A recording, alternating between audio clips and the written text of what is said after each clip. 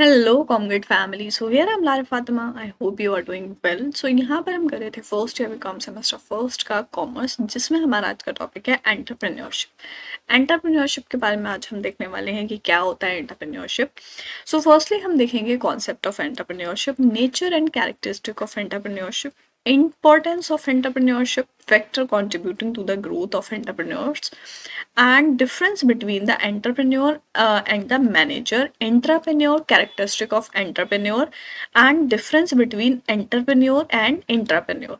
So ये सारे topic हम आज की वीडियो में देखने वाले हैं एंटरप्रेन्योरशिप के टॉपिक में. सो फर्स्टली हम स्टार्ट करेंगे कॉन्सेप्ट ऑफ एंटरप्रेन्योरशिप.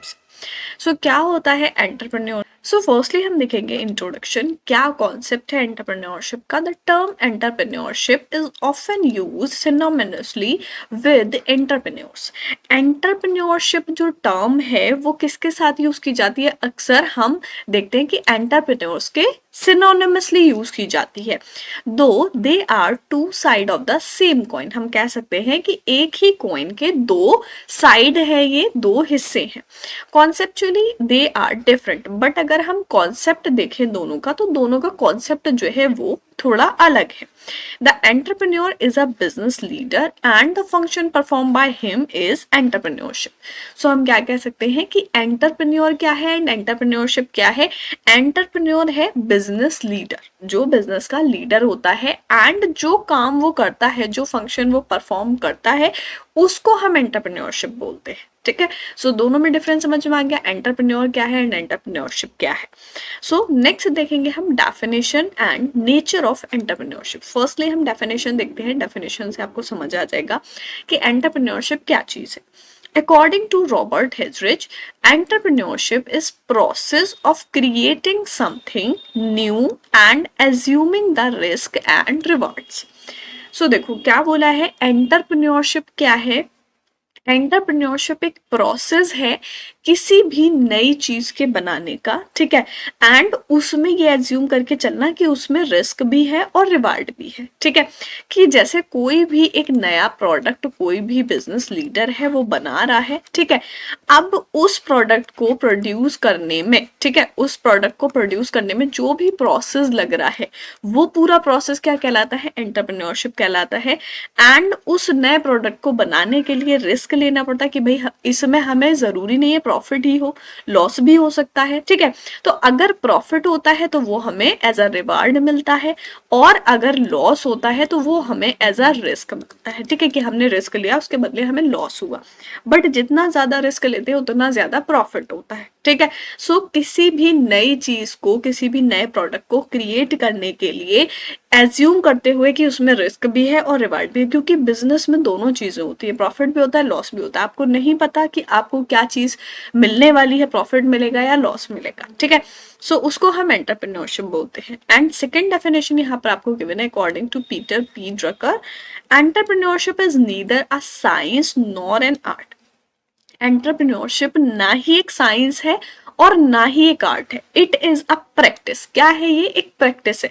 साइंस में क्या होता है? सिस्टमेटिक चीजें सारी लगानी होती हैं तरीके से, बट इसमें कोई भी सिस्टम नहीं होता, ना ही कोई आर्ट है कि आपको क्रिएटिविटी दिखानी है.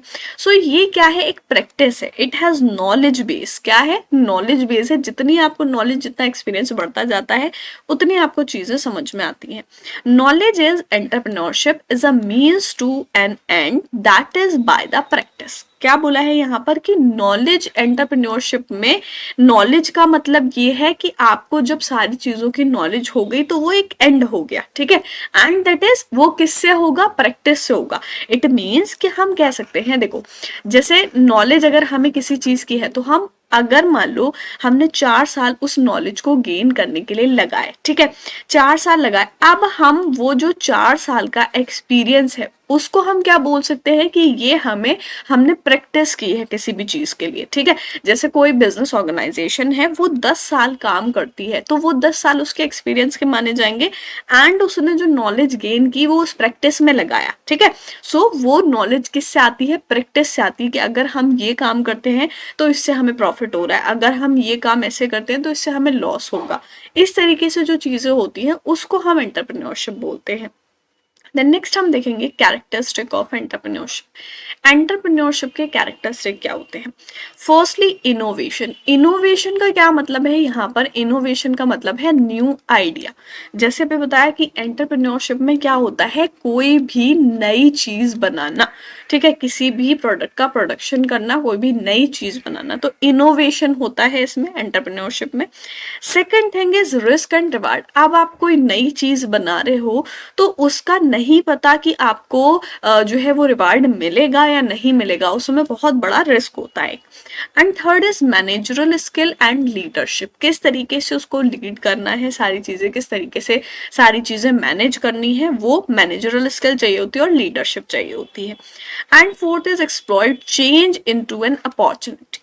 चेंज को एक्सप्लॉइट करते हैं अपॉर्चुनिटी में। And fifth one is group level pattern. Entrepreneurship ऐसा नहीं है कोई भी एक बंदा या दो बंदे मिलके कर सकते हैं, एंटरप्रेन्योरशिप एक ग्रुप लेवल है, ठीक है, वहां पर पूरा एक ग्रुप मिलके काम करता है, तब वहां पर जाकर एंटरप्रेन्योरशिप होती है, ठीक है। सो कैरेक्टरिस्टिक समझ में आगे क्या होते हैं। नेक्स्ट हम देखेंगे इंपॉर्टेंस ऑफ एंटरप्रेन्योरशिप। क्या इंपॉर्टेंस होती है कि एंटरप्रेन्योरशिप के क्या फायदे हैं? Firstly economic development. एंटरप्रेन्योरशिप से क्या होता है, जब इंडस्ट्रीज बढ़ेंगी, नई नई चीजें बनेंगी, प्रोडक्शन होगा, सो उससे हमारी इकोनॉमी का डेवलपमेंट होगा। Second is social development. Social development में क्या होगा कि एम्प्लॉयमेंट बनेगा लोगों को, एंड जो भी सोसाइटी है उसके लिए उसका वेलफेयर होगा, ठीक है। And third is regional development. किसी भी एक पर्टिकुलर लोकेशन पर जो इंडस्ट्री लोकेटेड है, वो बिजनेस चल रहा है, सो उस रीजन का डेवलपमेंट होगा। And fourth is create wealth. जो भी शेयर होल्डर्स हैं, जो भी ओनर्स हैं, उनकी वेल्थ क्रिएट होगी।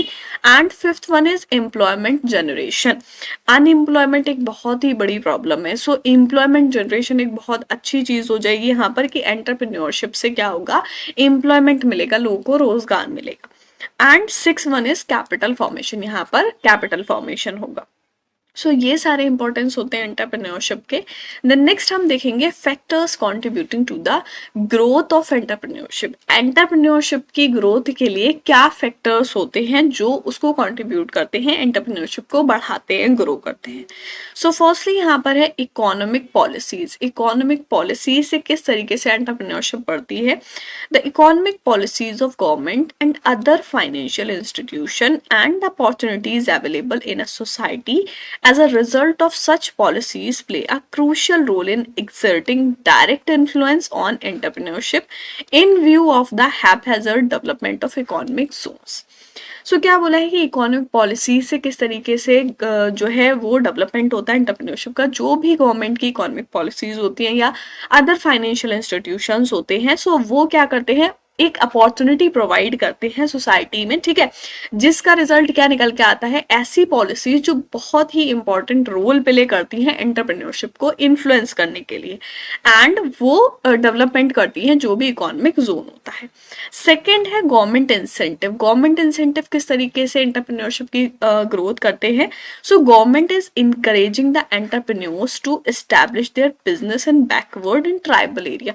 गवर्नमेंट क्या करती है, गवर्नमेंट लोगों को हेल्प करती है, एंटरप्रेन्योर्स को हेल्प करती है, उनको इनकरेज करती है कि आप जो भी बैकवर्ड एंड ट्राइबल एरियाज है उसमें अपना बिजनेस एस्टैब्लिश करें, सेटअप करें।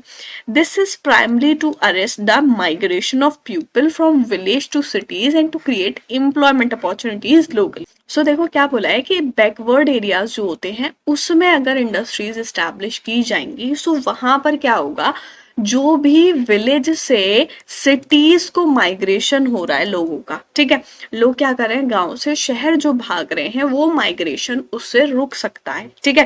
एंड जो इंडस्ट्री सेटअप होंगी उससे एम्प्लॉयमेंट भी जनरेशन होगा, और लोग एम्प्लॉयमेंट के लिए ही जाते हैं, ठीक है, गांव से जो सिटीज जा रहे हैं वो एम्प्लॉयमेंट के लिए जाते हैं। तो इसलिए क्या बोला है कि गवर्नमेंट ऐसे इंसेंटिव प्रोवाइड करिए एंटरप्रेन्योर्स को कि वो अपने जो भी इस्टेब्लिश करना है, उनको जो भी इंडस्ट्री लगानी है वो बैकवर्ड एरिया में लगाएं, जिससे एम्प्लॉयमेंट अपॉर्चुनिटी लोकली बढ़ जाए, ठीक है।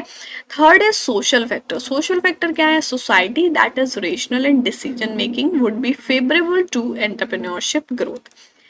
कोई भी सोसाइटी जहाँ पर भी बिजनेस ऑर्गेनाइजेशन है, ठीक है, वो सोसाइटी एक रेशनल होती है डिसीजन मेकिंग में एंड फेवरेबल डिसीजन लेती है एंटरप्रेन्योरशिप ग्रोथ को लेकर।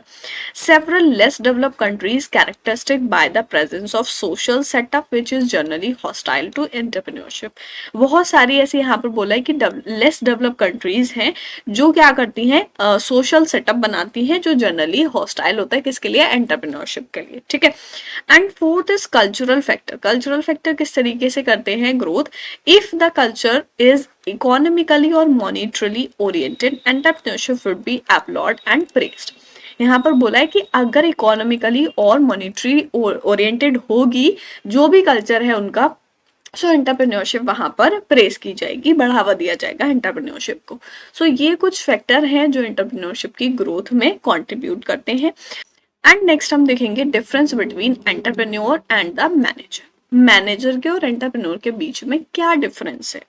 सो फर्स्ट है मोटिव। मोटिव क्या होता है, entrepreneur is characterised by concept such as creativity, innovation and soon indicator of the desire to create something from nothing.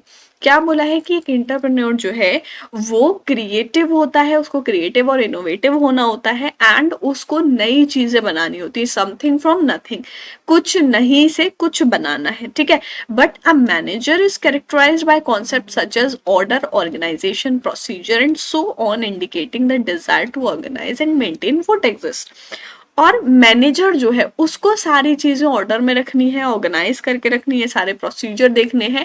उसको क्या बोला है कि मैनेजर जो है वो क्या इंडिकेट करता है कि जो भी चीजें एग्जिस्ट कर रही हैं उनको मेंटेन करके रखना है, ऑर्गेनाइज करके रखना है। बट जो एंटरप्रेन्योर है वो क्या करता है, कुछ बनाता है। वो जो मैनेजर मेंटेन कर रहा है उस चीज को बनाने वाला कौन है, एंटरप्रेन्योर है, ठीक है। सेकेंड है एक्टिविटी। क्या एक्टिविटी होती है, entrepreneur gets directly involve in the business activity. Entrepreneur जो है वो बिजनेस एक्टिविटी में डायरेक्टली इन्वॉल्व होता है। Major area of venture are looked after by entrepreneurs himself. जो ज्यादातर एरिया होता है वेंचर का वो कौन देखता है, एंटरप्रेन्योर खुद देखता है। A manager may delegate and supervise the activity of his subordinate. Manager क्या करता है, डेलीगेट कर देता है। डेलीगेट मीन्स कि अपने जो भी सबऑर्डिनेट है साथ वाले उनमें काम बांट दिया, ठीक है। There may less direct involvement in activities of the organisation. तो मैनेजर का जो है वो कम इन्वॉल्वमेंट होता है ऑर्गेनाइजेशन में। थर्ड है status. An entrepreneur is not concerned about the status symbol in his organization. जो एंटरप्रेन्योर है वो कंसर्न नहीं होता है कि उसका स्टेटस सिंबल क्या है ऑर्गेनाइजेशन में। He may not be influence by title और पोजीशन, सिंबल एंड ऑर्गेनाइजेशन। वो किसी भी टाइटल से, किसी भी पोजीशन से इन्फ्लुएंस नहीं होता है क्योंकि उसको ही सारी चीजें बनानी है। बट मैनेजर को एक पोजीशन मिली हुई होती है कि वो मैनेजर है, उसको सारी चीजें मैनेज करनी है। फोर्थ वन है risk. The myth describe entrepreneurs as wild risk taker, although many studies have shown that in fact the typical entrepreneur is very good at assessing risk. Risk का क्या बोला है कि एक मिथ है, एक झूठ ऐसा डिस्क्राइब किया गया एंटरप्रेन्योर्स के बारे में कि वो वाइल्ड रिस्क टेकर होते हैं, बहुत ज्यादा रिस्क लेते हैं। जबकि स्टडीज में ये पाया गया है कि जो टिपिकल एंटरप्रेन्योर्स होते हैं वो रिस्क एसेस करने में अच्छे होते हैं, ठीक है। सो ये कुछ डिफरेंस है एंटरप्रेन्योर्स और मैनेजर के बीच में, आई होप समझ में आ गए होंगे। देन नेक्स्ट हम देखेंगे इंट्राप्रेन्योर। अभी हमने देखा इंटरप्रेन्योर, अब हम देखेंगे इंट्राप्रेन्योर क्या होता है। An entrepreneur defined as any of the dreamer who do, कोई भी ड्रीमर जो कर सकता है। Those who take hand on responsibility for creating innovation of any kind within the organisation. Organisation के अंदर कोई भी इंसान ऐसा हो जो रिस्पॉन्सिबिलिटी उसको अपने हाथ में ले और कुछ इनोवेशन क्रिएट करे, कुछ नए आइडिया क्रिएट करे किसी भी तरीके के। So the entrepreneur may be creator और इन्वेंटर। हम कह सकते हैं कि जो हमारा एंटरप्रेन्योर है वो कौन है, क्रिएटर है या इन्वेंटर है, क्योंकि वो कोई एक नई चीज क्रिएट कर रहा है। But he is always dreamer who find out how to turn an idea into a profitable reality. But उसको क्या बोलते हैं, ड्रीमर बोलते हैं। क्यों? क्योंकि उसको ये देखना होता है कि इस ड्रीम को, इस आइडिया को हमें किस तरीके से प्रॉफिटेबल रियलिटी में कन्वर्ट करना है। Without them innovation remain merely a potential for the future. And उसके बिना इनोवेशन क्या है, मैनली पोटेंशियल है फ्यूचर के लिए, क्योंकि आइडिया तभी तो कहलाएगा आइडिया की अच्छी चीज है जब हम उसको एक्शन में लाएंगे, ठीक है। सिर्फ आइडिया होगा तो वो एक ड्रीम ही कहलाएगा। सो एंटरप्रेन्योर क्या होता है, जब कोई भी ऑर्गेनाइजेशन के अंदर कोई भी पर्सन रिस्पॉन्सिबिलिटी लेता है कुछ नया क्रिएट करने की, कुछ इनोवेट करने की, ठीक है। Then next is characteristic of intrapreneur. Intrapreneur की क्या कैरेक्टरिस्टिक होती है? First one is self motivated, उसको मोटिवेट करने की जरूरत नहीं पड़ती है, वो खुद से ही मोटिवेट होता है। Intrapreneur are not only self motivated and goal oriented but also respond to corporate recognition and reward. ये बोला है कि सेल्फ मोटिवेटेड या गोल ओरिएंटेड ही नहीं होते हैं, बल्कि उसके साथ साथ रिस्पॉन्ड करते हैं जो भी कॉर्पोरेट रिकॉग्निशन होता है और रिवार्ड्स होते हैं। They need freedom and access to corporate resources. उनको अपने आइडिया से, अपने आइडिया को रियलिटी में लाने के लिए या एक्शन में लाने के लिए फ्रीडम चाहिए होती है, और जो भी कॉर्पोरेट रिसोर्सेज उनको चाहिए है वो चाहिए होते हैं, उनकी एक्सेस चाहिए होती है, ठीक है। सेकेंड है सेल्फ कॉन्फिडेंट एंड करेजियस। जो इंट्राप्रेन्योर होते हैं वो सेल्फ कॉन्फिडेंट होते हैं, उनको अपने पर भरोसा होता है, एंड करेजियस होते हैं। Many intrapreneur are cynical about the system but optimistic about their ability to outwit it। बोला है साइक्निकल होते हैं सिस्टम के बारे में, बट ऑप्टिमिस्टिक होते हैं कि उनको ये पता है कि हम में एबिलिटी है इस चीज से बाहर आने की। They are bold, self confident and courageous. Bold होते हैं, सेल्फ कॉन्फिडेंट होते हैं और करेजियस होते हैं, तभी तो कुछ नया कर पाएंगे। And third one is freedom. Intrapreneur consider traditional status symbol as a joke but he treasure symbol of freedom. उनको फ्रीडम चाहिए होती है, वो ट्रेडिशनल स्टेटस सिंबल को एज अ जोक लेते हैं, कंसिडर करते हैं, उनको फ्रीडम चाहिए होती है। And fourth one is education. Entrepreneur is often highly educated particularly in technical field but sometimes not. ऐसा नहीं है कि जो बहुत ज्यादा एजुकेटेड, बहुत ज्यादा एक्सपर्ट लोग होते हैं वही कुछ नया कर सकते हैं। सो यहाँ बोला है हाईली एजुकेटेड होते हैं बट पर्टिकुलरली टेक्निकल फील्ड में, लेकिन कभी कभी नहीं भी होते हैं। Fifth one is system. The entrepreneur dislikes system but learns to manipulate it. System को पसंद नहीं करते but उसको manipulate करना जानते हैं। He work out the problem within the system or bypass it without learning. कभी कभी क्या होता है, वो उन प्रॉब्लम्स के लिए वर्क करते हैं, उन प्रॉब्लम्स के लिए लड़ते हैं सिस्टम से, और कभी कभी वो उन प्रॉब्लम्स को छोड़ के अपना दूसरा रास्ता चुन लेते हैं, ठीक है। सो ये कुछ कैरेक्टरिस्टिक होती है एंटरप्रेन्योर की। एंड देन नेक्स्ट हम देखेंगे difference between entrepreneur and intrapreneur. So first one आपको बेसिस गिवन है कि किस बेसिस पर दोनों में डिफरेंशिएट किया गया है। फर्स्ट वन है मीनिंग। एंटरप्रेन्योर का क्या मीनिंग होता है? Entrepreneur is a person who undertake business venture and assume risk and reward. Entrepreneur क्या होता है? बिजनेस वेंचर को टेक ओवर करता है, अंडरटेक करता है, एंड जो भी रिस्क और रिवार्ड होते हैं उनको एज्यूम करता है। इंट्राप्रेन्योर क्या होता है? वो person who act like an entrepreneur within an existing organization। एक पहले से बनी हुई ऑर्गेनाइजेशन के अंदर एंटरप्रेन्योर की तरह एक्ट करता है। मतलब कि एंटरप्रेन्योर वो है जिसने एक ऑर्गेनाइजेशन को बनाया, ठीक है, एक नया आइडिया लाया, उसको एक्शन में लाया। अब इस ऑर्गेनाइजेशन के अंदर कोई पर्सन ऐसा है जो कुछ नया करने की कोशिश करता है, इनोवेट करने की कोशिश करता है, उसको हम इंट्राप्रेन्योर बोलते हैं, ठीक है। इंट्रा का मतलब अंदर, ऑर्गेनाइजेशन के अंदर, ठीक है। Second one is flexibility. Entrepreneurship is flexible and agile, focused on establishment and growth.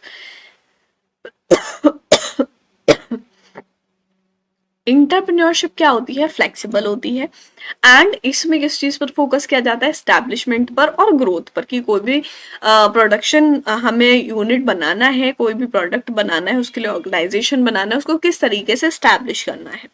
And entrepreneur में क्या होता है? Corporation have tendency to be boxed down in in self-preservation, the demand of a stockholder and senior member dedicated to maintaining the status quo। सो यहाँ बोला है कि corporation जो होती है उसमें टेंडेंसी होती है कि वो बॉक डाउन करे सेल्फ प्रिजर्वेशन में, एंड जो भी डिमांड है स्टॉक होल्डर की या सीनियर मेंबर की, वो जो भी डेडिकेट हो रही है जिस तरफ भी, उसको मेंटेन किया जाए। Third one is motive. The primary motive of an entrepreneur is independence, innovation, and to get rewarded for performance by operating a business venture. Entrepreneurs के क्या मोटिव होते हैं कि उन्हें इंडिपेंडेंस मिले, जो भी उन्होंने इनोवेशन किया है, जो भी उन्होंने बनाया है उसके लिए उनको रिवार्ड मिले, और जो परफॉर्मेंस उन्होंने की है बिजनेस वेंचर के लिए उसके लिए उनको रिवार्ड दिया जाए। रिवार्ड दिया जाए एज मीन्स कि अगर वो कोई प्रोडक्ट बना रहे हैं तो उस पर उनको प्रॉफिट हो। एंड इंट्राप्रेन्योर में क्या होता है, the primary motive of an intrapreneur are independence, innovation and to get corporate reward from organization in which he work. अब इसमें कैसे मिलता है कि भाई इंडिपेंडेंस हो, इनोवेशन हो, बट जिस ऑर्गेनाइजेशन में वो वर्क कर रहे हैं उसके अंदर उनको जो काम वो कर रहे हैं उसके लिए रिवार्ड दिया जाए। Fourth one is reward, all progress, patent rights and profit are available to the entrepreneur. Rewards हम किसको बोलेंगे, जो भी प्रोग्रेस हो रही है या जो भी पेटेंट राइट है, जो भी प्रॉफिट मिल रहा है उसको हम बोलते हैं कि इंटरप्रेन्योर्स के लिए ये रिवार्ड है। The employing company owns the progress, patent right and profit which may और may not be shared with the intrapreneur, इसको हम रिवार्ड बोलेंगे। ठीक है, सो दोनों के लिए क्या चीजें रिवार्ड होती हैं, सिंपली हम कह सकते हैं कि जो भी प्रॉफिट कमाया जा रहा है, जो भी ग्रोथ हो रही है वो रिवार्ड की तरह देखा जाता है। सो आई होप डिफरेंस दोनों में समझ में आ गया होगा कि एंटरप्रेन्योर और इंटरप्रेन्योर में क्या डिफरेंस होता है। सो आज की वीडियो में हमने देखा एंटरप्रेन्योरशिप के बारे में कि क्या होता है एंटरप्रेन्योरशिप एंड उसकी डेफिनेशन क्या होती है, characteristic of entrepreneurship, importance of entrepreneurship, factor contribution to growth of entrepreneurship, difference between entrepreneur and manager, and entrepreneur क्या होता है, कैरेक्टरिस्टिक क्या होती है एंटरप्रेन्योर की, और एंटरप्रेन्योर और इंट्राप्रेन्योर में क्या डिफरेंस होता है। सो आई होप सारी चीजें अच्छे से क्लियर हो गई होंगी। सो नेक्स्ट वीडियो में मिलते हैं नेक्स्ट टॉपिक के साथ, तब तक के लिए गुड बाय।